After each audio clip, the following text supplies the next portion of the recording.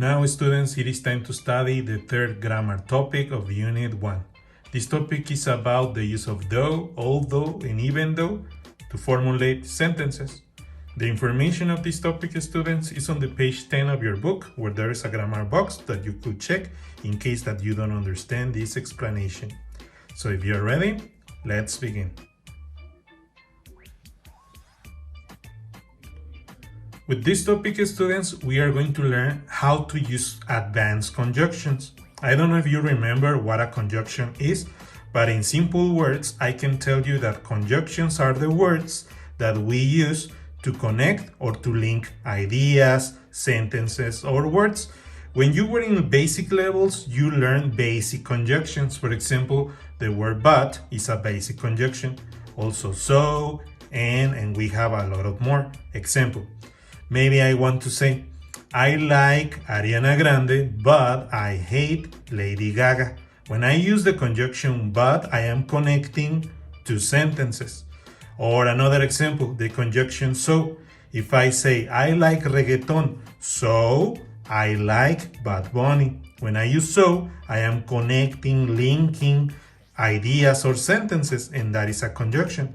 A basic conjunction that is very popular is and. For example, if I say, I like pop music and reggaeton. When I use the word and, I am connecting ideas. And these are conjunctions, words that help us to connect or to link ideas. Today, we are going to study advanced conjunctions.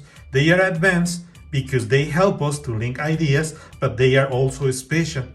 The conjunctions that we are going to study are though, although, and even though. They are very simple, they are not difficult, but anyway, they are advanced because we can use these conjunctions to talk about an opposition or a difference. So let me give you examples of this so you can see how to use though, although, and even though to link ideas or to connect ideas or sentences.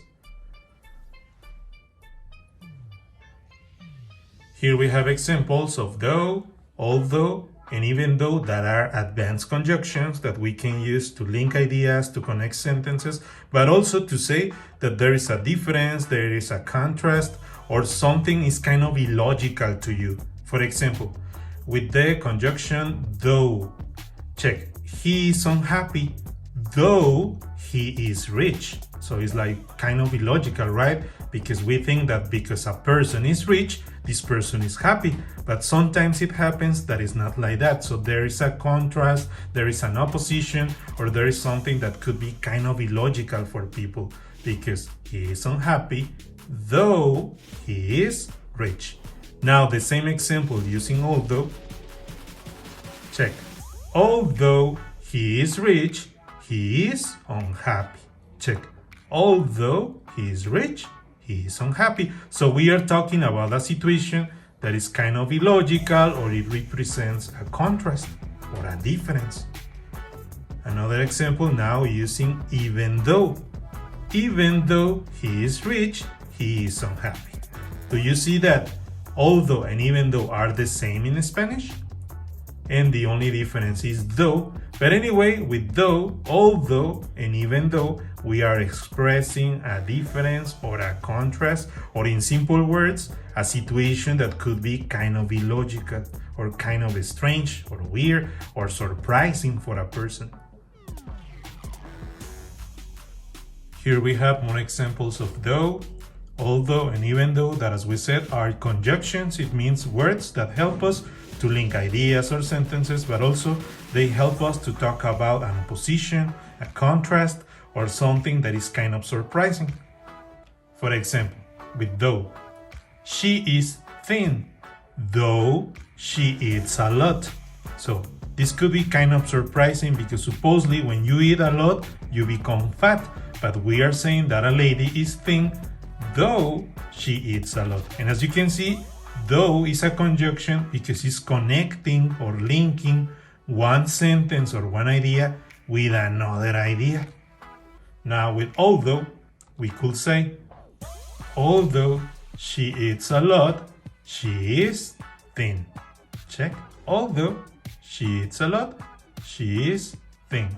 And finally, if I want to formulate the same example using even though, is gonna be like this.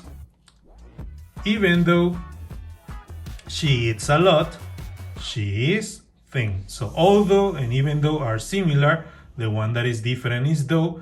But anyway, these conjunctions help us to link ideas. We have two ideas here again. Check.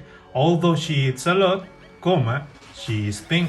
There is one idea, a second idea, and the connection of them is with although. The same happens with even though.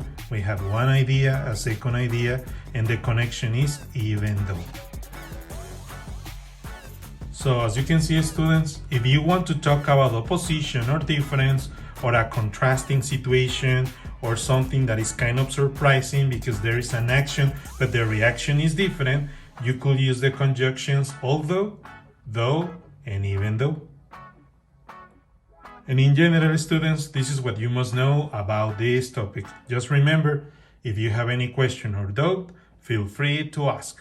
So, are you ready to use though, although, and even though in sentences? I hope you are.